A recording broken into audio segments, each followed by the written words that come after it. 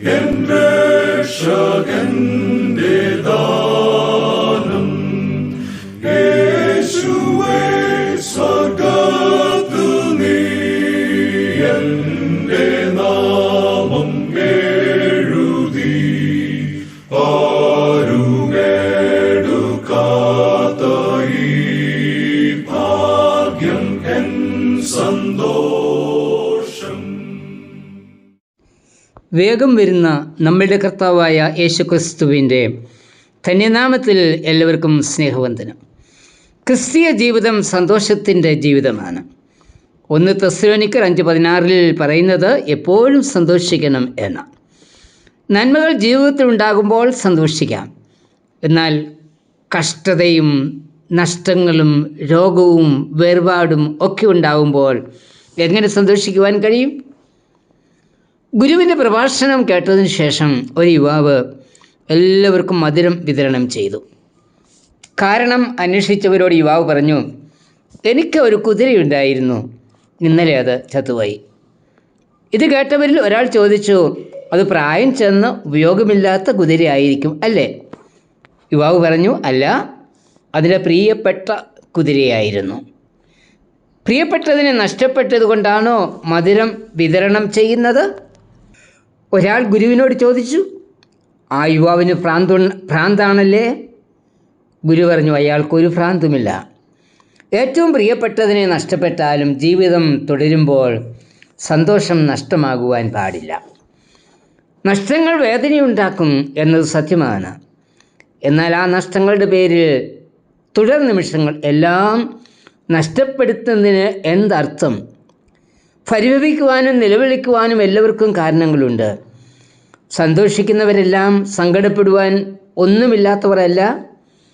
കൈകാലുകൾ ചങ്ങലകളാൽ ബന്ധിക്കപ്പെട്ട് കാരാഗൃഹത്തിൽ അടയ്ക്കപ്പെട്ട പൗലോസ് പറയുന്നത്, കർത്താവിൽ എപ്പോഴും സന്തോഷിക്കുവേൻ സന്തോഷിക്കുവേൻ.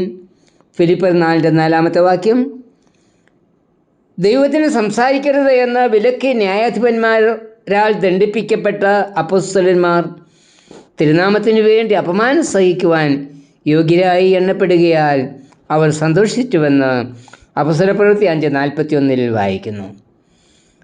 തടവിൽ കിടക്കുമ്പോഴും ദണ്ഡനമേൽക്കുമ്പോഴും സന്തോഷിക്കുവാൻ എങ്ങനെ കഴിയും? അപ്പോസ്തലന്മാർക്ക് സന്തോഷിക്കുവാൻ കഴിഞ്ഞുവെങ്കിൽ പിന്നെ ആർക്കാണ് സന്തോഷിപ്പാൻ കഴിയാത്തത്? യെശയ്യാ 35:10 പറയുന്നത്, യഹോവയാൽ വീണ്ടെടുക്കപ്പെട്ടവർ മടങ്ങി ഉല്ലാസഘോഷത്തോടെ സിയോനിലേക്ക് വരും. നിത്യാനന്ദം അവരുടെ തലമേലിൽ ഉണ്ടായിരിക്കും. അവർ ആനന്ദവും സന്തോഷവും പ്രാപിക്കും. ദുഃഖവും നെടുവീർപ്പും ഓടിപ്പോകും. യിരെമ്യാ 15:14 പറയുന്നത്, നിന്റെ വചനങ്ങൾ എനിക്ക് സന്തോഷവും എൻ്റെ ഹൃദയത്തിന് ആനന്ദവുമായി. എപ്പോഴും എല്ലാറ്റിനും സന്തോഷിക്കണമെങ്കിൽ ഇവിടെ 2 വ്യവസ്ഥകൾ പറയുന്നുണ്ട്. 1, യഹോവയാൽ വീണ്ടെടുക്കപ്പെടണം. 2, ദൈവത്തിൻ്റെ വചനം പൂർണ്ണമായി അനുസരിക്കണം. ദൈവം തൻ്റെ പുത്രനെ ഈ ലോകത്തിലേക്ക് അയച്ചത് എല്ലാവർക്കും സന്തോഷം നൽകുന്നതിന് വേണ്ടിയായിരുന്നു. ലൂക്കോസ് 2:10-11 നാം ഇത് വായിക്കുന്നുണ്ട്. സന്തോഷം അനുഭവമാക്കിയ 2 ദാസന്മാരെക്കുറിച്ച് മത്തായി 25 പറയുന്നുണ്ടല്ലോ. ഈ ദാസന്മാരുടെ വിശ്വസ്തയോടുകൂടിയ പ്രവർത്തനത്തിൽ സന്തുഷ്ടനായ യജമാനൻ പറയുന്നത്, നല്ലവനും വിശ്വസ്തനുമായ ദാസരെ, നിങ്ങൾ അല്പത്തിൽ വിശ്വസ്തരായിരുന്നു, നിന്റെ യജമാനൻ്റെ സന്തോഷത്തിലേക്ക് പ്രവേശിക്കുക. മത്തായി 25, 21, 23 എന്നാൽ അവിശ്വസ്തത കാണിച്ച ദാസനെ കരച്ചിലും പല്ലുകടിയുമുള്ള അവസ്ഥയിലേക്ക് തള്ളിക്കളഞ്ഞു. മത്തായി 25:30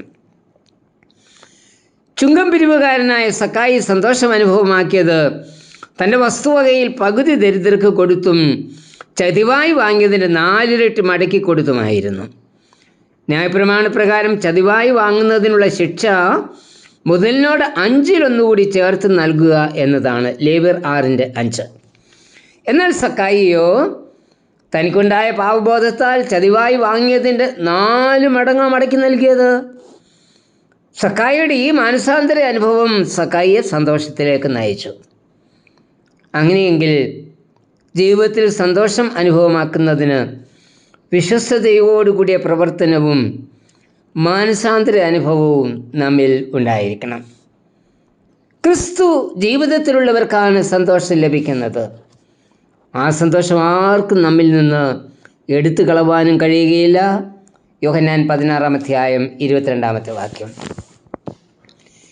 ഏറ്റവും വലിയ സന്തോഷം എന്താകുന്നു എന്ന് യേശു ശിഷ്യന്മാരെ പഠിപ്പിക്കുന്ന ഭാഗമാണ് ലൂക്കോസ് 10:17-20 വരെയുള്ള വാക്യങ്ങൾ.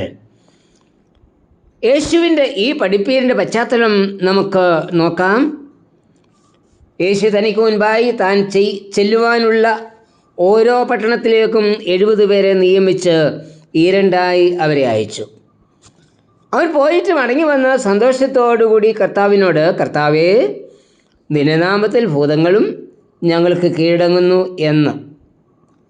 ഇതിന് കർത്താവ് നൽകിയ മറുപടി, ഭൂതങ്ങൾ നിങ്ങൾക്ക് കീഴടങ്ങുന്നതിലല്ല, നിങ്ങളുടെ പേർ സ്വർഗത്തിൽ എഴുതിയിരിക്കുന്നത് കൊണ്ട് സന്തോഷിക്കണം. ലൂക്കോസ് 10:20 വാക്യം. പേർ സ്വർഗത്തിൽ എഴുതിയിരിക്കുന്നത് കൊണ്ട് സന്തോഷിക്കണം. സ്വർഗത്തിൽ പേർ എഴുതിയിരിക്കുന്നു എന്ന നിശ്ചയമാണ് നമ്മെ സന്തോഷിപ്പിക്കുന്നത്.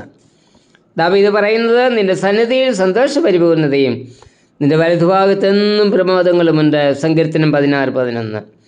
കർത്താവിൻ്റെ സന്നിധിയിൽ നിന്ന് മാത്രം ലഭിക്കുന്ന സന്തോഷത്തിൻ്റെ പൂർണ്ണത അനുഭവിക്കുന്നതിന് നമ്മുടെ പേരുകൾ സ്വർഗത്തിൽ എഴുതപ്പെടണം. കർത്താവേ, സ്വർഗത്തിൽ പേർ എഴുതപ്പെട്ടിരിക്കുന്നു എന്ന നിശ്ചയത്തിൽ സന്തോഷിപ്പാൻ എന്നെയും സഹായിക്കണമേ. ആമേൻ. സന്തോഷമേ സന്തോഷമേ എൻ ദൈവത്തിനു സ്തോത്രം.